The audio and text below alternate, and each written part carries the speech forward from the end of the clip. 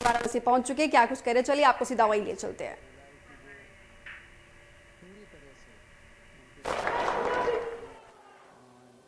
आप सभी को देव दीपावली और गुरु पर्व की ढेरों बधाइयां और शुभकामनाएं।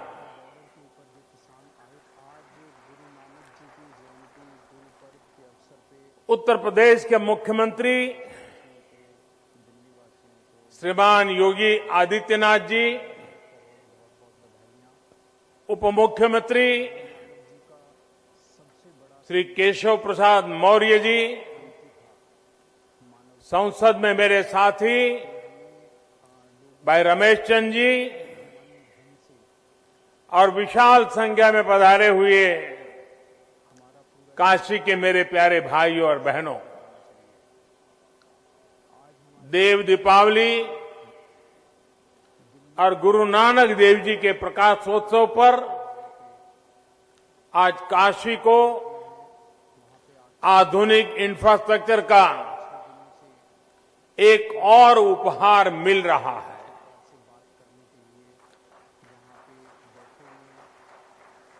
इसका लाभ काशी के साथ ही प्रयागराज के लोगों को भी होगा। आप सभी को बहुत बहुत बधाई। मुझे याद है साल 2013 में मेरी पहली जनसभा इसी मैदान पर हुई थी।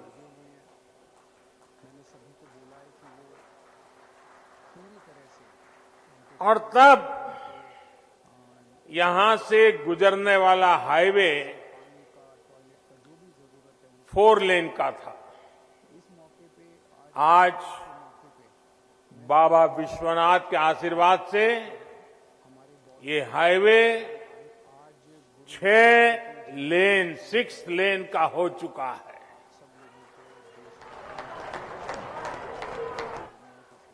पहले जो लोग हंडिया से राजा तालाब आते जाते थे, उन्हें पता है इस हाईवे पर कितनी ज्यादा मुश्किलें आती थी। जगह जगह जाम, बहुत धीमे ट्रैफिक, दिल्ली और दूसरे शहरों से भी जो लोग आते थे वो इस रास्ते पर आकर परेशान हो जाते थे। 70 किलोमीटर से ज्यादा का वो सफर अब आराम से होगा, तेज रफ्तार में होगा। इस हाईवे के चौड़ा होने से काशी और प्रयाग के बीच का आना जाना अब और आसान हो गया। कांवड़ यात्रा के दौरान कांवड़ियों को और इस क्षेत्र के लोगों को जो परेशानी होती थी, अब वो भी समाप्त हो जाएगी। इतना ही नहीं, इसका लाभ कुंभ के दौरान भी मिलेगा। भाइयों और बहनों, आस्था से जुड़ी जगह हो या फिर किसी विशेष काम की, लोग कहीं भी आने जाने से पहले ये जरूर देखते हैं कि वहां आना जाना कितना आसान है। इस प्रकार की सुविधाएं देशी विदेशी हर तरह के टूरिस्टों और श्रद्धालुओं को भी प्रोत्साहित करती है। बीते वर्षों में काशी के सुंदरीकरण के साथ साथ यहां की कनेक्टिविटी पर जो काम हुआ है, उसका लाभ अब सब दूर दिखाई दे रहा है। नई हाईवे बनाना हो, पुल फ्लाईओवर बनाना हो, ट्रैफिक जाम कम करने के लिए रास्तों को चौड़ा करना हो, जितना काम बनारस और आसपास के इलाके में अभी हो रहा है उतना आजादी के बाद कभी नहीं हुआ। बनारस का सेवक होने के नाते मेरा प्रयास यही है कि बनारस के लोगों की दिक्कतें कम हो, उनका जीवन और आसान बने। पिछले 6 वर्षों में बनारस में हजारों करोड़ रुपए के प्रोजेक्ट्स तेजी से पूरे किए गए हैं और बहुत सारी परियोजनाओं पर काम चल रहा है। एयरपोर्ट से शहर को जोड़ने वाली सड़क आज बनारस में विकास कार्यों की पहचान बन गई है। रेलवे स्टेशन की कनेक्टिविटी भी बेहतर हुई है। यहां से कुछ दूरी पर ही रिंग रोड फेज 2 का भी कार्य तेजी से चल रहा है। इसके पूरा होने से सुल्तानपुर, आजमगढ़ और गाजीपुर से आने जाने वाले भारी वाहन, भारी व्हीकल्स शहर में एंट्री लिए बिना सीधे इस नए 6 लेन हाईवे से निकल सकेंगे। वहीं जिन दूसरे हाईवे पर निर्माण कार्य चल रहा है वो भी जल्द ही पूरा करने का प्रयास किया जा रहा है। इन हाईवे के बनने से वाराणसी, लखनऊ, आजमगढ़ और गोरखपुर की यात्रा और आसान हो जाएगी। भाइयों और बहनों, अच्छी सड़कें, अच्छे रेल मार्ग, अच्छी और सस्ती हवाई सुविधाएं ये समाज के हर वर्ग को सुविधा देती है। विशेष तौर पर गरीब को, छोटे उद्यमियों को, मध्यम वर्ग को इसका सबसे ज्यादा लाभ मिलता है। जब निर्माण कार्य चलता है तो अनेक लोगों को रोजगार मिलता है। जब ये प्रोजेक्ट बनकर तैयार होते हैं तो समय बचता है, खर्च कम होता और परेशानी भी कम होती है। कोरोना के इस समय में भी श्रमिक साथियों के लिए रोजगार का बहुत बड़ा माध्यम इंफ्रास्ट्रक्चर के ये प्रोजेक्ट ही बने हैं। भाइयों और बहनों, मुझे खुशी है कि उत्तर प्रदेश में योगी जी और उनकी पूरी टीम ने सरकार बनने के बाद यहां भी इंफ्रास्ट्रक्चर निर्माण में अभूतपूर्व तेजी आई है। पहले उत्तर प्रदेश के इंफ्रास्ट्रक्चर की स्थिति क्या थी, ये आप सभी भली भांति जानते हैं। आज उत्तर प्रदेश की पहचान एक्सप्रेस प्रदेश के रूप में सशक्त हो रही है।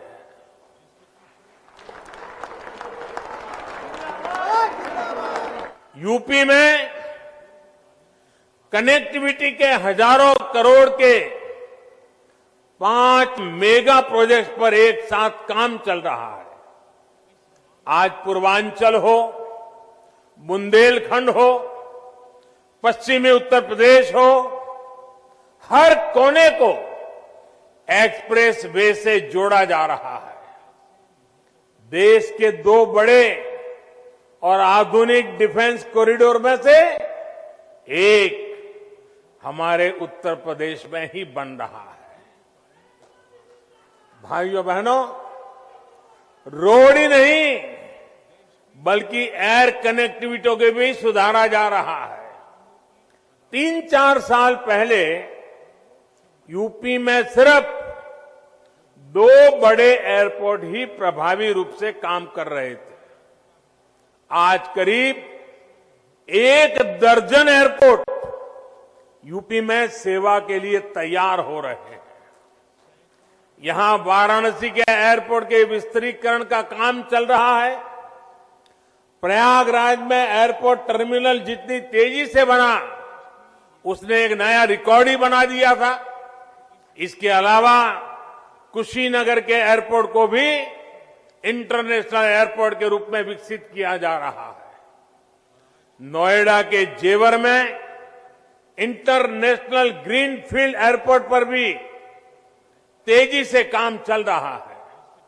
साथियों, जब किसी क्षेत्र में आधुनिक कनेक्टिविटी का विस्तार होता है तो इसका बहुत बड़ा लाभ हमारे किसानों को भी होता है, खेती को होता है।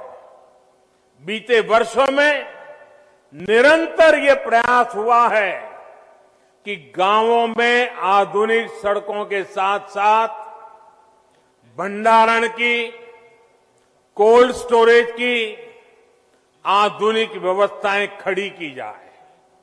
हाल में इसके लिए 1 लाख करोड़ रुपए का स्पेशल फंड भी किसानों के लिए बनाया गया है।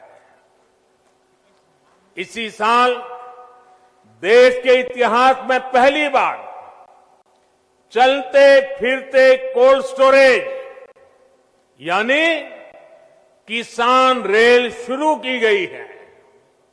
इन प्रयासों से किसानों को नए बाजार मिल रहे हैं, बड़े शहरों तक उनकी पहुंच और बढ़ रही है और इसका सीधा प्रभाव ये पड़ रहा है, यानी कि उनकी आय पर भी इसका प्रभाव पड़ रहा है।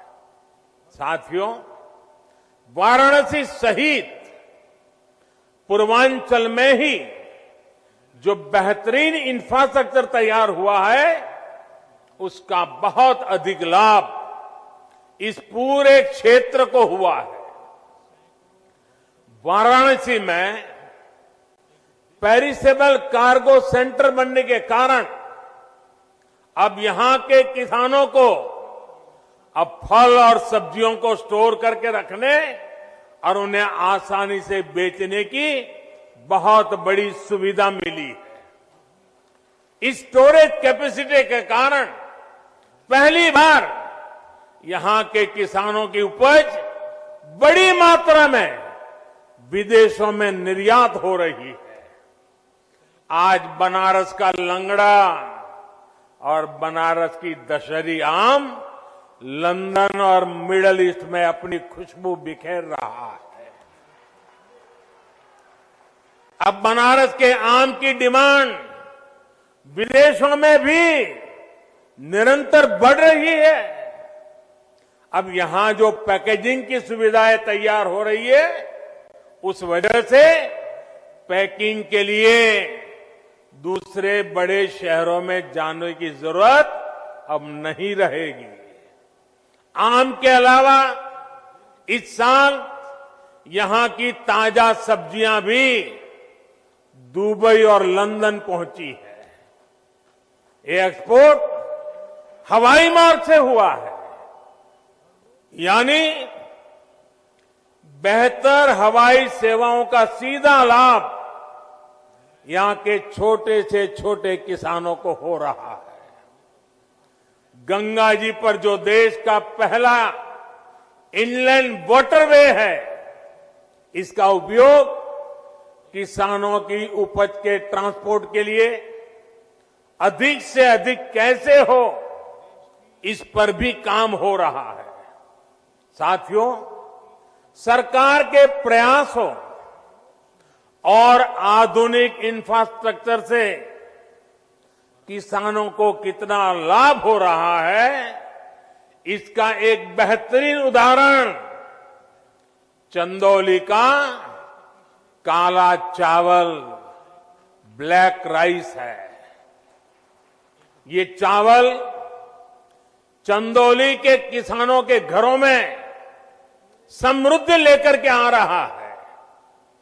चंदौली के किसानों की आय को बढ़ाने के लिए 2 साल पहले काले चावल की एक वैरायटी का प्रयोग यहां किया गया था। पिछले साल खरीफ के सीजन में करीब 400 किसानों को ये चावल उगाने के लिए दिया गया। इन किसानों की एक समिति बनाई गई, इसके लिए मार्केट तलाश किया गया। सामान्य चावल जहां 35-40 रुपए किलो के हिसाब से बिकता है, वहीं बेहतरीन काला चावल 300 रुपये तक बिक रहा है। बड़ी बात यह भी है कि ब्लैक राइस को विदेशी बाजार भी मिल गया है। पहली बार ऑस्ट्रेलिया को यह चावल निर्यात हुआ है, वो भी करीब 850 रुपये किलो के हिसाब से। यानी जहां धान का एमएसपी 1800 रुपये है, वहीं काला चावल 8,500 रुपये प्रति क्विंटल बिका है।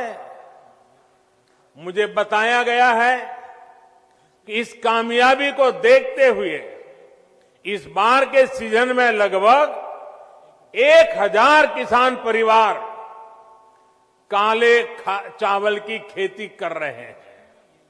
भाइयों और बहनों, किसान को आधुनिक सुविधाएं देना, छोटे किसानों को संगठित करके उनको बड़ी ताकत बनाना, किसानों की आय बढ़ाने के प्रयास निरंतर जारी है। बीते सालों में फसल बीमा हो या सिंचाई, बीज हो या बाजार, हर स्तर पर काम किया गया है। प्रधानमंत्री फसल बीमा योजना से देश के लगभग 4 करोड़ किसान परिवारों की मदद हुई है। प्रधानमंत्री कृषि सिंचाई योजना से लगभग 87 लाख हेक्टेयर जमीन माइक्रो इरिगेशन के दायरे में आ चुकी है। लगभग 77,000 करोड़ रुपए के इरिगेशन प्रोजेक्ट पर तेजी से काम चल रहा है। लेकिन साथियों, सफल प्रकल्प ही काफी नहीं होते। इसके साथ साथ किसानों को उस बड़े और व्यापक मार्केट का लाभ भी मिलना चाहिए जो हमारा देश, दुनिया के बड़े बाजार हमारे किसानों को उपलब्ध कराते हैं। इसलिए विकल्प के माध्यम से किसानों को सशक्त करने का रास्ता अपनाया गया है। किसान हित में किए गए कृषि सुधार ऐसे ही विकल्प किसान को देते हैं। अगर किसान को कोई ऐसा खरीदार मिल जाए जो सीधा खेत से उपज उठाए, जो ट्रांसपोर्ट से लेकर लॉजिस्टिक के हर प्रबंध करे और बेहतर कीमत दे, तो क्या किसान को अपनी उपज उसे बेचने की आजादी मिलनी चाहिए कि नहीं मिलनी चाहिए? भारत के कृषि उत्पाद पूरी दुनिया में मशहूर है। क्या किसान की इस बड़े मार्केट और ज्यादा दाम तक किसान की पहुंच होनी चाहिए कि नहीं होनी चाहिए? अगर कोई पुराने सिस्टम से ही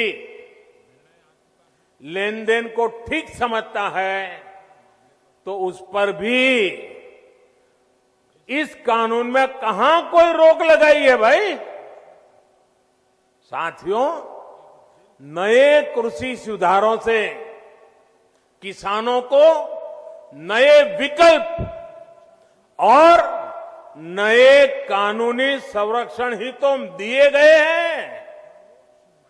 पहले तो मंडी के बाहर हुए लेन देन ही गैर कानूनी माने जाते थे। ऐसे में छोटे किसानों के साथ अक्सर धोखा होता था, विवाद होते थे, क्योंकि छोटा किसान तो मंडी पहुंच ही नहीं पाता था। अब ऐसा नहीं है। अब छोटे से छोटा किसान भी मंडी से बाहर हुए हर सौदे को लेकर कानूनी कार्यवाही कर सकता है। यानी किसान को अब नए विकल्प भी मिले हैं और छल से, धोखे से उसे बचाने के लिए कानूनी संरक्षण भी मिला है। किसानों को प्रकल्प के साथ ही नए विकल्प देने से ही हमारे कृषि क्षेत्र का कायाकल्प हो सकता है।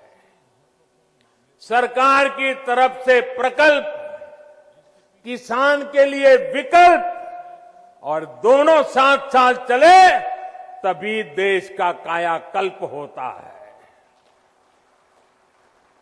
साथियों, सरकारें नीतियां बनाती हैं, कानून कायदे बनाते हैं।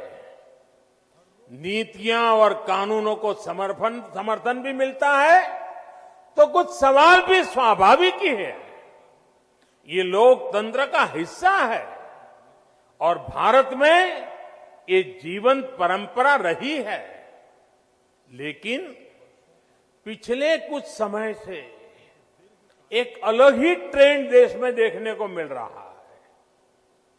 काशी के आप सभी जागरूक साथियों ने भी ये जरूर अनुभव किया होगा। पहले होता यह था कि सरकार का कोई फैसला अगर किसी को पसंद नहीं आता था तो उसका विरोध होता था। लेकिन बीते कुछ समय से हम एक नया ट्रेंड देख रहे हैं। हम अब देख रहे हैं कि अब विरोध का आधार फैसला नहीं, बल्कि भ्रम फैलाकर, आशंकाएं फैलाकर फिर तो भविष्य में ऐसा होगा, फिर तो भविष्य में ऐसा होगा, अब तो ये होने वाला है, उसको आधार बनाया जा रहा है। अपप्रचार किया जाता है कि भाई फैसला तो ठीक है, लेकिन पता नहीं इससे आगे चलकर क्या क्या होगा, और फिर कहते हैं ऐसा होगा। जो अभी हुआ ही नहीं है, जो कभी होगा ही नहीं, उसको लेकर समाज में भ्रम फैलाया जाता है। ऐतिहासिक कृषि सुधारों के मामले में भी जानबूझकर यही खेल खेला जा रहा है। हमें याद रखना है, ये वही लोग हैं जिन्होंने दशकों तक किसानों के साथ लगातार छल किया है। अब जैसे एमएसपी तो घोषित होता था, लेकिन एमएसपी पर खरीद बहुत कम की जाती थी। घोषणाएं होती थी, खरीद नहीं होती थी। सालों तक एमएसपी को लेकर छल किया गया। किसानों के नाम पर बड़े बड़े कर्ज माफी के पैकेज घोषित किए जाते थे, लेकिन छोटे और सीमांत किसानों तक ये पहुंचते ही नहीं थे। यानी कर्ज माफी को लेकर भी छल किया गया। किसानों के नाम पर बड़ी बड़ी योजनाएं घोषित होती थी, लेकिन वो खुद मानते थे कि 1 रुपये में से सिर्फ 15 पैसे ही किसान तक पहुंचते हैं। यानी योजनाओं के नाम पर छल, किसानों के नाम पर खाद पर बहुत बड़ी सब्सिडी दी गई, लेकिन ये फर्टिलाइजर खेत से ज्यादा काला बाजारियों के पास पहुंच जाता था। यानी यूरिया खाद के नाम पर भी छल। किसानों को प्रोडक्टिविटी बढ़ाने के लिए कहा गया, लेकिन प्रॉफिटेबिलिटी किसान के बजाय किसी और की सुनिश्चित की गई। पहले वोट के लिए वादा और फिर छल, यही खेल लंबे समय तक देश में चलता रहा है। साथियों, जब इतिहास छल का रहा हो, तब 2 बातें बड़ी स्वाभाविक है। पहली ये कि किसान अगर सरकारों की बातों से कई बार आशंकित रहता है, तो उसके पीछे दशकों का ये लंबा छल का इतिहास है। और दूसरी ये कि जिन्होंने वादे तोड़े, छल किया, उनके लिए ये झूठ फैलाना एक प्रकार से आदत बन गई है, मजबूरी बन चुका है। जो पहले होता था वैसा ही अब भी होने वाला है, क्योंकि उन्होंने ऐसा ही किया था। इसलिए वही फॉर्मूला लगा करके आज भी देख रहे हैं। लेकिन जब इस सरकार का ट्रैक रिकॉर्ड देखोगे, तो सच आपके सामने खुल करके आ जाएगा।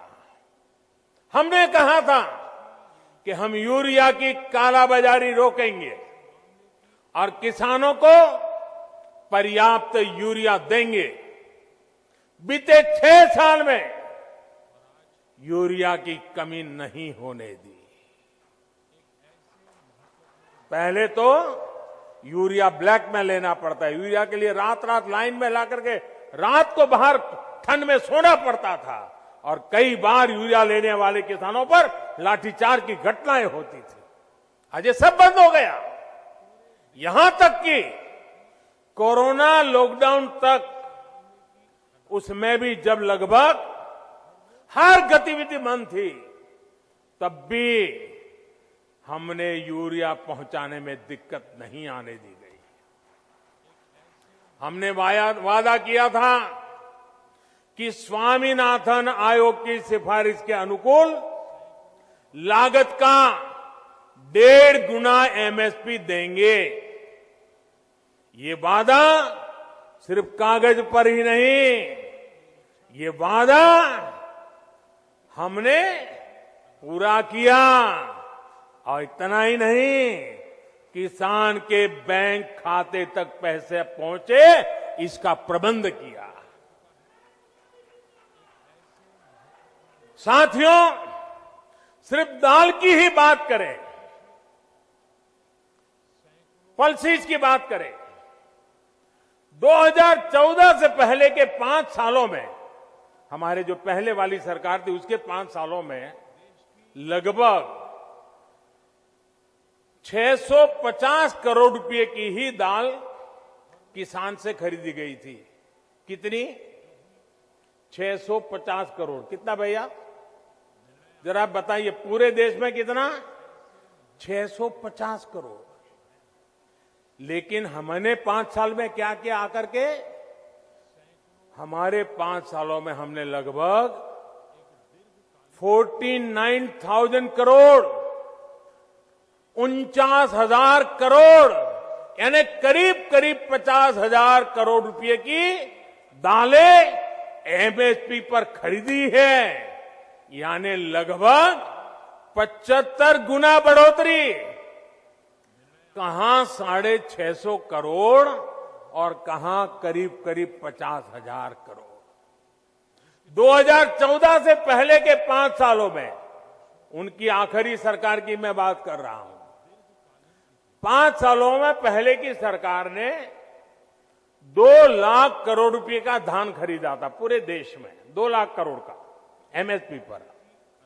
लेकिन हमने हमारे 5 साल में धान के लिए 5 लाख करोड़ रुपए एमएसपी के रूप में किसानों तक हमने पहुंचा दिए हैं साथियों। यानी लगभग 2.5 गुना ज्यादा पैसा किसान के पास पहुंचा है। 2014 से पहले के 5 सालों में गेहूं की खरीद पर 1.5 लाख करोड़ रुपए के आसपास ही किसानों को मिला। 1.5 लाख करोड़ उनकी सरकार के 5 साल। हमने 5 साल में गेहूं पर 3 लाख करोड़ रुपए किसानों को एमएसपी का मिल चुका है, यानी लगभग 2 गुना। अब आप ही बताइए कि अगर मंडियां और एमएसपी को ही हटाना था तो इतनी बड़ी हम ताकत क्यों देते भाई? हम इन पर इतना निवेश ही क्यों करते? हमारी सरकार तो मंडियों को और आधुनिक बनाने के लिए, मजबूत बनाने के लिए करोड़ों रुपए खर्च कर रही है। भाइयों और बहनों, आपको याद रखना है, यही लोग हैं जो पीएम किसान सम्मान निधि को लेकर ये लोग हर गली मोहल्ले में, हर प्रेस कॉन्फ्रेंस में, हर ट्विटर में सवाल उठाते थे। ये लोग अफवाह फैलाते थे, ये मोदी है, ये चुनाव है ना, इसलिए ये किसान सम्मान निधि लेके आया है, ये 2,000 रुपया एक बार दे देगा, दोबारा कभी नहीं देगा। दूसरा झूठ चलाया कि ये 2,000 अभी दे रहा है, लेकिन चुनाव पूरा हो गया या तब ब्याज समेत वापस ले लेगा। आप हैरान हो जाएंगे, एक राज्य में तो इतना झूठ फैलाया कि किसानों ने कहा भाई हमें 2,000 रुपये नहीं चाहिए, यहां तक झूठ फैलाया। कुछ राज्य ऐसे भी हैं, एक राज्य जो किसान के नाम से बातें कर रहे हैं, उन्होंने तो प्रधानमंत्री किसान सम्मान निधि योजना को अपने राज्य में लागू ही नहीं होने दिया, क्योंकि अगर ये पैसा किसानों के पास पहुंच गया और कहीं मोदी का जय जयकार हो गया तो फिर तो हमारी राजनीति खत्म हो जाएगी। किसानों के जेब में पैसा नहीं जाने दिया। मैं उन राज्य के किसानों से कहना चाहता हूं, आने वाले समय में जब भी हमारी सरकार बनेगी, ये पैसा भी मैं वहां के किसानों को दे के रहूंगा।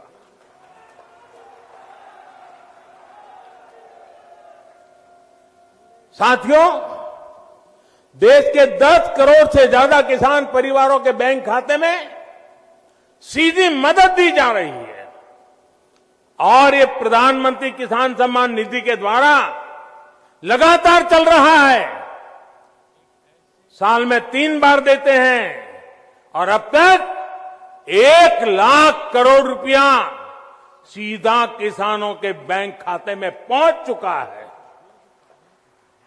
साथियों, हमने वादा किया था कि किसानों के लिए पेंशन योजना बनाएंगे। आज पीएम किसान मानधन योजना लागू है और बहुत कम समय में ही 21 लाख किसान परिवार इसमें जुड़ भी चुके हैं। भाइयों और बहनों, वादों को जमीन पर उतारने के इसी ट्रैक रिकॉर्ड के बल पर किसानों के हित में नए कृषि सुधार कानून लाए गए हैं। किसानों को न्याय दिलाने में ये कितने काम आ रहे हैं, ये आए दिन हम जरूर देखेंगे, अनुभव करेंगे और मुझे विश्वास है मीडिया में भी इसकी सकारात्मक चर्चाएं होगी और हमें देखने भी मिलेगा, पढ़ने को भी मिलेगा। मुझे एहसास है कि दशकों का छलावा किसानों को आशंकित करता है। किसानों का दोष नहीं है, लेकिन मैं देशवासियों को कहना चाहता हूं, मैं मेरे किसान भाई बहनों को कहना चाहता हूं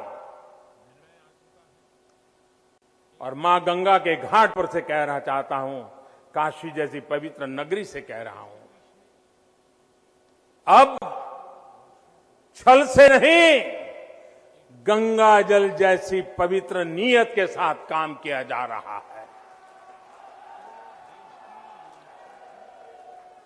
भाइयों और बहनों, आशंकाओं के आधार पर भ्रम फैलाने वालों की सच्चाई लगातार देश के सामने आ रही है। जब एक विषय पर इनका झूठ किसान समझ जाते हैं तो ये दूसरे विषय पर झूठ फैलाने लग जाते हैं। तो देव दीपावली के मौके पर पीएम नरेंद्र मोदी ने काशी को करोड़ों की सौगात दी है, जिससे प्रयागराज और काशी के बीच जो डिस्टेंस कम होगा। तो वहीं दूसरी तरफ विपक्ष पर जबरदस्त निशाना साधते हुए पीएम मोदी नजर आए। यहां रुक रहे छोटे से ब्रेक के लिए, आप बने रहिए हमारे साथ।